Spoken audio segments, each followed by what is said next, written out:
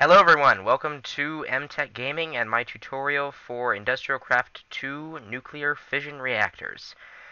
This tutorial is going to be for the newest version of IC2, and it's going to include all the reactor components and a few safe reactor designs you can use for power around your base. So, as a starter, the nuclear reactor is basically a device that accepts uranium cells and outputs power. So here's how it looks. Basically, it's crafted with some reactor chambers, an advanced circuit, and a generator. Reactor chambers are constructed with lead plates and a basic machine casing, and that's about as far as I'm going to go. So, nuclear reactor has a GUI, or a graphical user interface, like this. The reason these slots are X'd out is they're not available right now. These are the slots you can use. It's basically just an inventory. You can put anything in there. And, okay, never mind. You used to be able to put anything in there. I don't use nuclear power that much, so I don't know. Anyway, so you basically have a heat bar down here and a power bar right here. For anyone who's familiar with nuclear reactors, you know how it works. For anybody who's not familiar with nuclear reactors, you have basically, let's go to NEI here because it has a better interface at mod.IndustrialCraft. Okay. The way nuclear reactors work is you have uranium, which you find in the world as world gen, and here's uranium ore. It's just this greenish ore. It can spawn anywhere from level 64 down, I think, in 1 or 2 block veins. It can spawn up to 4, but that's very rare. You process it into crushed uranium ore in a macerator. This can only be done in a macerator. It can't be done in a pulverizer or anything like that. And then you put it in, you have two options. You can put it into a thermal centrifuge with a whole bunch of power, and then you get one tiny pile of uranium-235, 1 stone dust, and 4 uranium-238. Or you can put it into an ore washing plant with some water, get 1 purified crushed uranium ore, 2 tiny piles of lead dust, and a stone dust. You can put the purified crushed uranium ore in a thermal centrifuge for 2 tiny piles of uranium-235 and 5 uranium-238. This is a little bit different from the old system. The old system used to be able to just grind it up or mine it, and it would just give you uranium ore. And then you could compress the uranium ore into an ingot and put the ingot into a reactor, and that would be it. Now it's a little bit more complex because you need both uranium-235 and uranium-238, and then you can use them in crafting to make enriched uranium nuclear fuel with 3 tiny piles of uranium-235 and 6 uranium-238. The enriched uranium nuclear fuel can be put in a canning machine with an empty fuel rod, which is just an iron plate in extrusion mode in a metal former, to make a fuel rod, uranium. Now, uranium fuel rods, when put into a reactor, they basically fission, and for those of you who don't know what fission is, it's basically when you collide a heavy atom with a neutron, and it splits into 2 lighter atoms, and produces a whole bunch of energy and heat. In the form of heat, actually. So that's what you're trying to do here, and it's a pretty efficient way to power things with 2 disadvantages. One, it produces a ton of heat, and it's really hard to control, and if you don't do it right, it produces a chain reaction, and it blows up in your face. The other reason being that it produces a lot of radioactive waste, and you don't want that. So what you want to do is get yourself a whole bunch of uranium, and then I'm just going to start this tutorial off by giving myself a couple uranium cells. 6 should do. And you see, when I give myself them, I get radiation. A little symbol next to my cursor there. You can see it's a little heart with a drop on it. It means I've got poison. When you're holding uranium fuel rods or processed uranium in your inventory, so uranium-235 or uranium-238, it gives you poison and sometimes hunger. See, it's radiation. Basically, it'll deplete your health pretty darn fast and give you hunger. And you don't want that. So the way to combat that is a hazmat suit, which is just made with some rubber and some orange dye and some bars and stuff. It's also for a scuba helmet. This stuff can be used for other things. It says rubber boots. Rubber boots prevent fall damage, and a scuba helmet gives you more air underwater. But it's also used to prevent radiation. And you see, when I put the hazmat suit on, it started counting down, and even though I still have the fuel rods in my inventory, my radiation's gone. So, hazmat suits prevent you from getting radiation, which is nice. So, you can put uranium cells in here. You can't stack them, which is good. But they're not going to do us much good, because if I get myself a lever and put it next to this, it starts glowing green. But you see the heat bar is increasing pretty darn quick, and it's producing 100 EU a tick. Now, bad things start to happen when you get a heat bar. Now, just this much, this green amount, that isn't that bad. I mean, that's pretty normal. I mean, it's not good to be increasing that quickly, but it's normal. Unfortunately, you don't want to have that. This is not just so simple. You can't just stick some fuel rods in here and expect it to produce a whole bunch of power. No. See how it's starting to smoke? Not good. Not good at all. So what you want to do is you want to put some cooling in there. And as you see, it's starting to heat up a little bit more, smoke a little bit. The heat bar is getting pretty high now. And trust me, you don't want to be in survival near this thing when this is happening. And it's starting to put out flames, getting pretty high. As soon as that thing hits max, bad things happen. If it remained at this state for too long, it would start liquefying everything near it. But it explodes! Oh! Now, one thing to note, the more uranium you have in here, the bigger the explosion. So if you have a huge reactor full of uranium, it's going to make a heck of a big crater. So don't have this in your base while you're doing this. Okay? Not a good idea. So, what you want to do is, instead of just plopping some uranium cells on there and calling it done, what you want to do is you want to put coolant. And you've got several options. The current cooling solutions available in IndustrialCraft 2, and along with other things, oops, I gave myself one too many of those, are the following, and I'm giving myself them right now. These are all the components that can go in a reactor. And there and there, and these two, I don't know what they are. There. Okay. So, these are all different things that can go in a reactor. Let's just put these stuff in NEI just because we don't need it. Oops.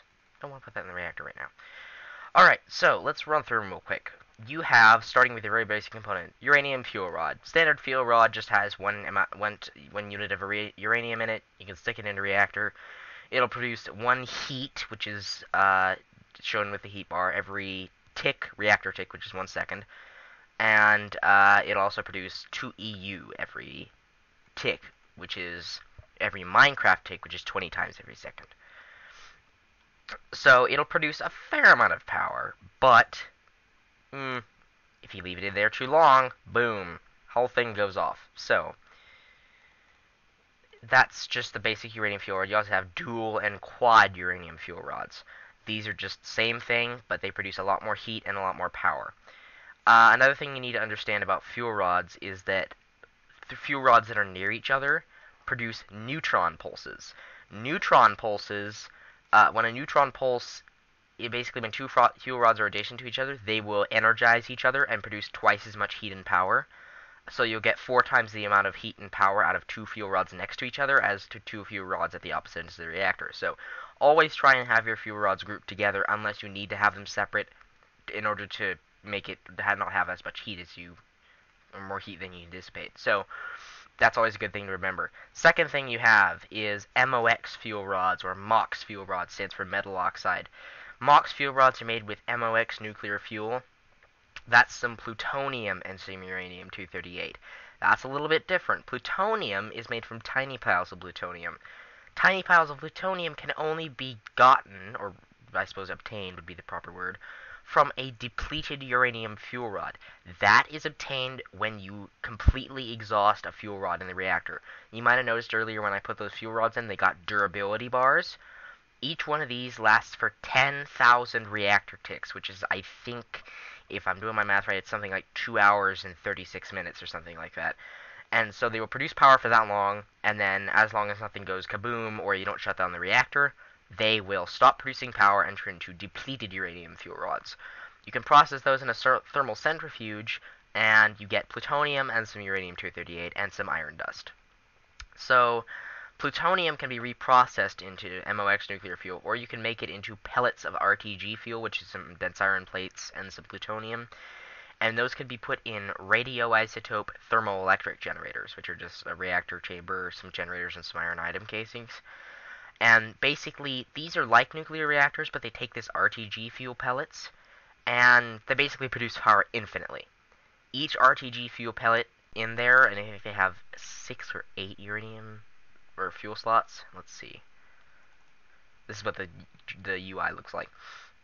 So you have 1, 2, 3, 4, 5, and these pellets of RTG fuel, if you put them in, then the top of the reactor, as soon as it updates, which it won't, never mind, will start glowing if you have enough in there, and it will begin outputting 1 EU a tick.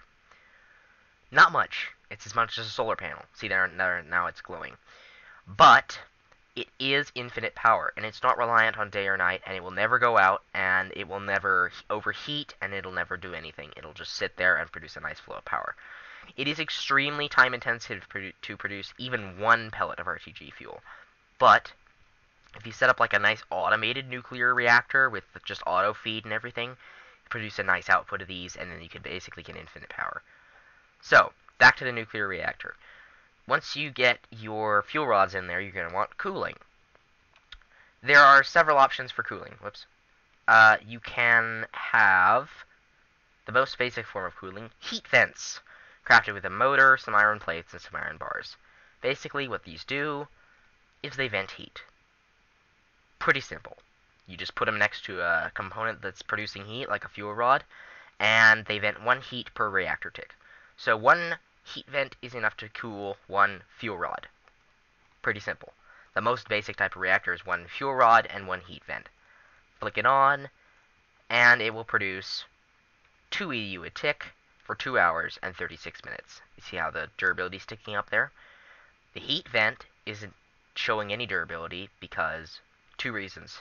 1, the durability bar on it isn't actually a durability bar, it's a heat bar.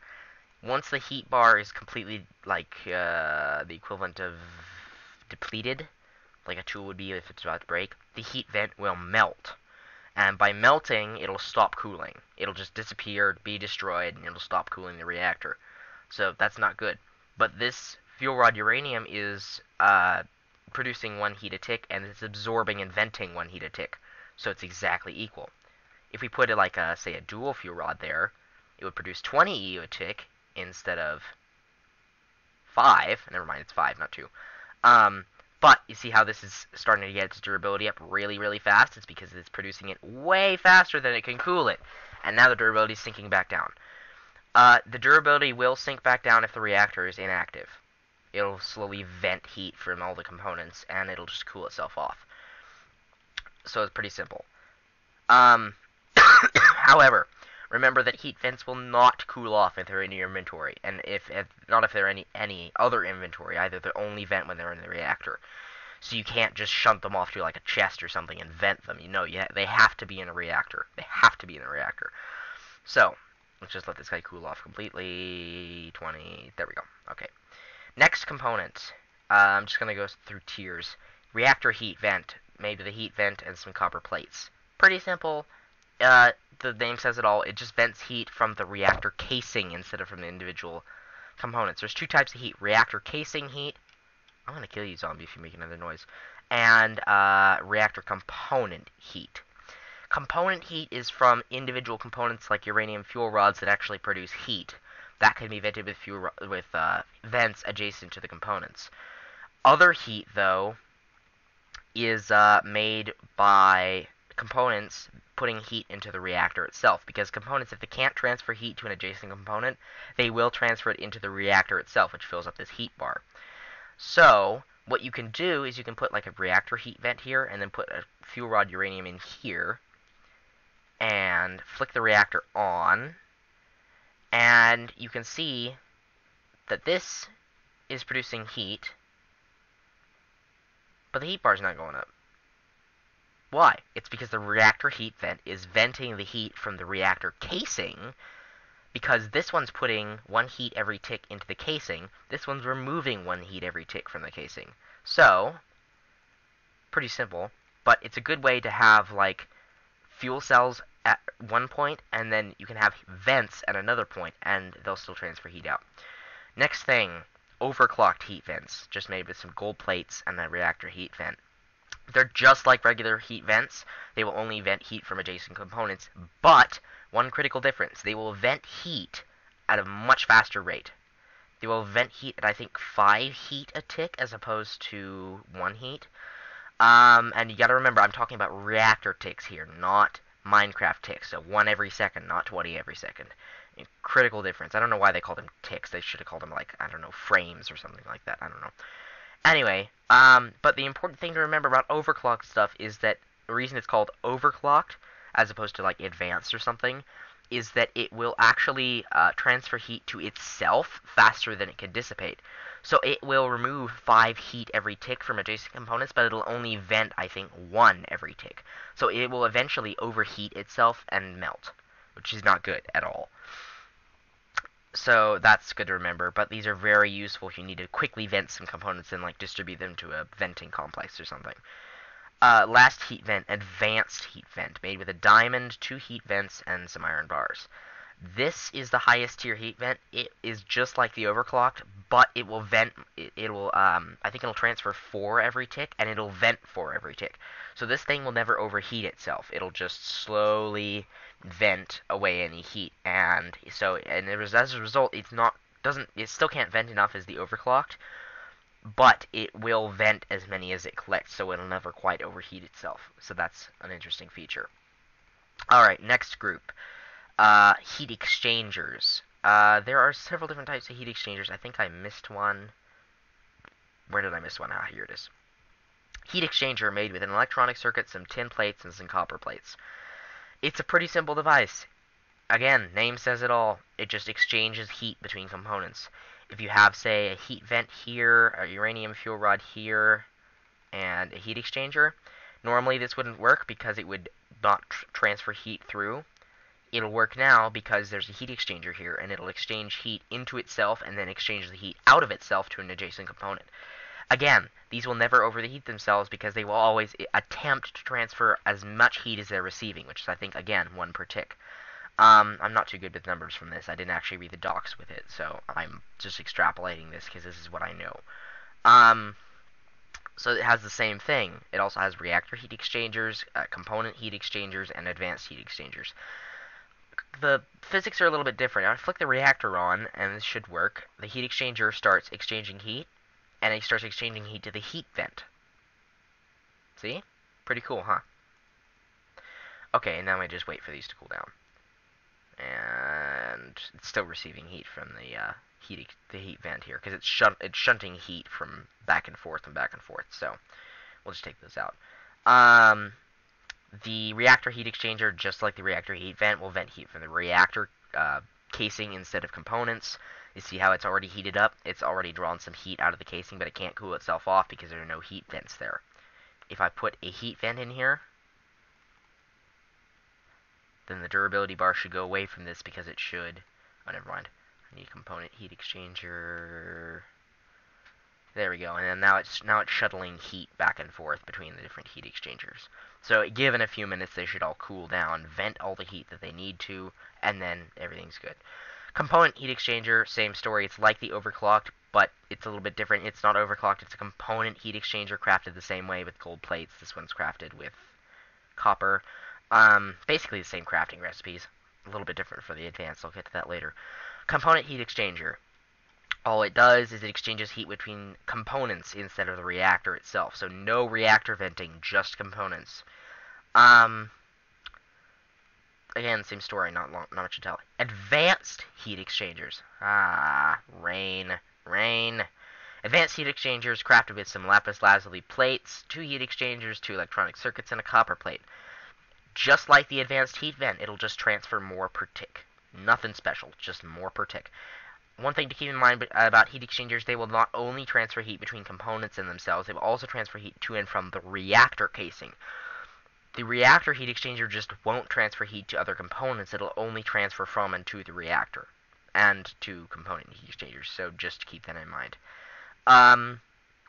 There's just, this is other stuff, reactor plating, made with some lead and some advanced alloy.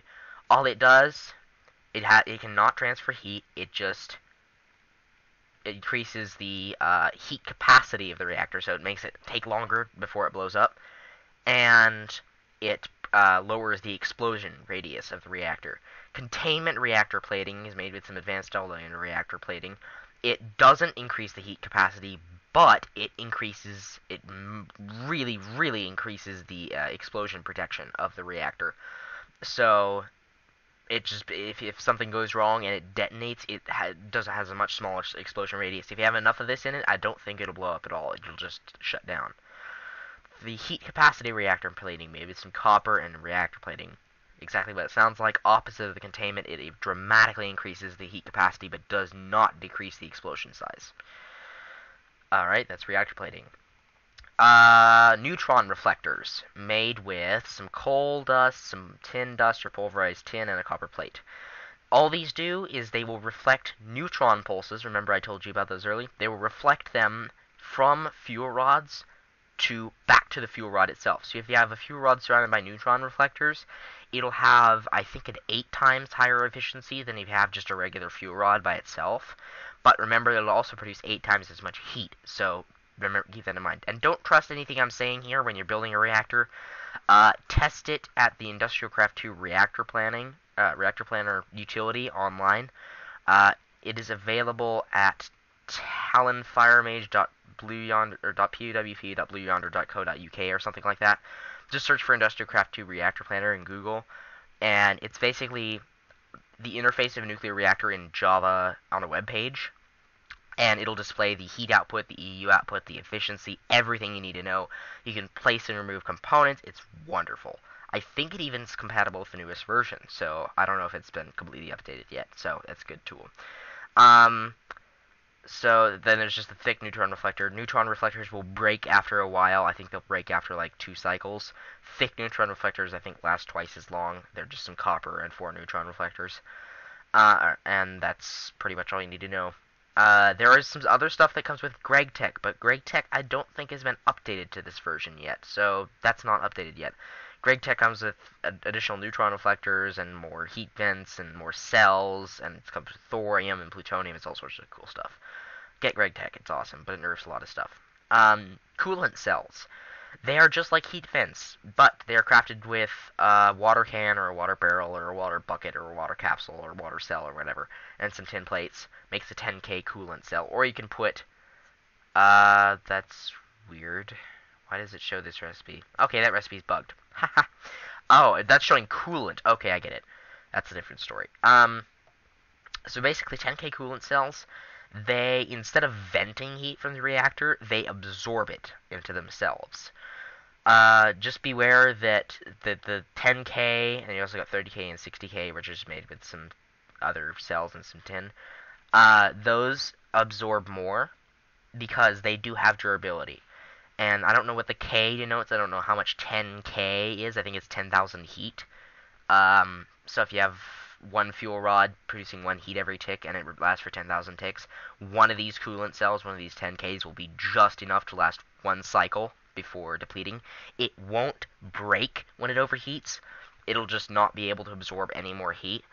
I think these do vent 1 heat every like 5 ticks or something like that. So they do vent themselves very, very, very slowly.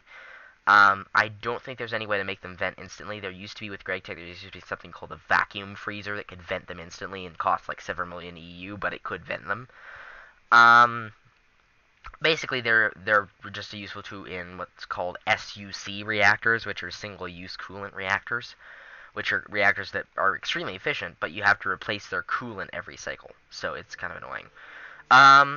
Other things, RSH condensators and LZH condensators. These are a little bit interesting. They're like the coolant cells, but they operate a little bit differently. Instead of absorbing a whole bunch of heat and then having to cool down, they are made with a heat vent, a heat exchanger, and some redstone makes the RSH condensator. And what it does is it's just like a coolant cell. I think it can vent 50,000 heat or 40,000 or something like that. Or maybe this is 25,000. I don't remember the numbers for it. I should probably have looked that up before I started this. I'm an idiot. But basically, they absorb heat, and the theory is they basically teleport it to, like, the end or something. But they do have durability, and they break after a while. The cool thing about these is, though, is they don't require a long recharging time. They don't vent heat from themselves, but they do not require a long recharging time. What you do is you just combine them with some redstone. You see can restore 50%. So combining this with redstone twice will fully recharge its durability, and then it's ready to go. There's no recharge time. So just have like an auto crafting table with some redstone, and you're good to go.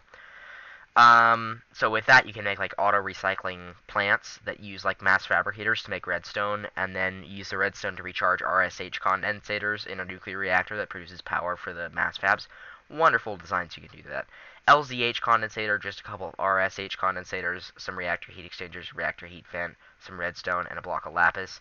Makes an LZH condensator. Same deal, it can absorb a whole ton more heat. Lapis can restore 40%. Redstone can restore 5%. These just have a longer durability before they have to be recharged. I think this one can also dissipate heat faster than the RSH. And I think that's about it for the components. One thing to know about MOX fuel rods is that they operate the exact same as uranium fuel rods, with a key difference. They produce a lot more EU the higher the temperature of the reactor. So if you have a reactor that's all the way up to 90% heat, then these will produce a ton more than if you have it at no heat whatsoever. But it's extremely dangerous to keep a reactor at that heat level because it gives you less time before the reactor goes critical if something goes wrong. So very dangerous, but it could be a huge payoff if you decide to make some fuel rods with those. Dual and quad fuel rods. Quad fuel rods are just 4 fuel rods, 2 copper plates, and 3 iron plates. Dual fuel rods are just an iron plate and 2 fuel rods. That goes for both uranium and MOX. There is a tritium fuel rod and a lithium fuel rod. They have no crafting recipes, and they aren't used for anything just yet. But since tritium and lithium are both things that are used in fusion reactors, I have a feeling that those are going to be used at some point. So maybe fusion reactors, huh? That'll be fun. Because you know what fusion is, right? I mean, it's like fission, but better.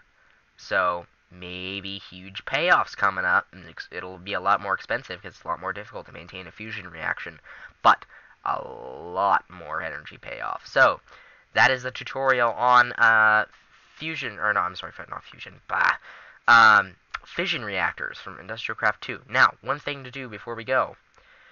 Oh, that's the wrong thing. Dang it. I'm going to show you a reactor design that I learned from a reactor planner, and it is not a extremely uber efficient plan, but it is pretty darn efficient, and it produces 100 EU a tick, and doesn't use that much uranium, honestly. So what you need for it is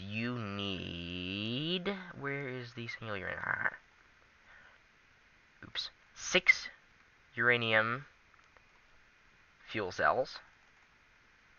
You will need, let's see, 1, 2, 3, 1, 2, 3, 4. So 7 overclocked heat vents, 3 component heat vents, which are just, I never showed those, did I? Ha ha ha. Component heat vents are just a heat vent with some tin plates. Those only vent heat from components. Pretty easy.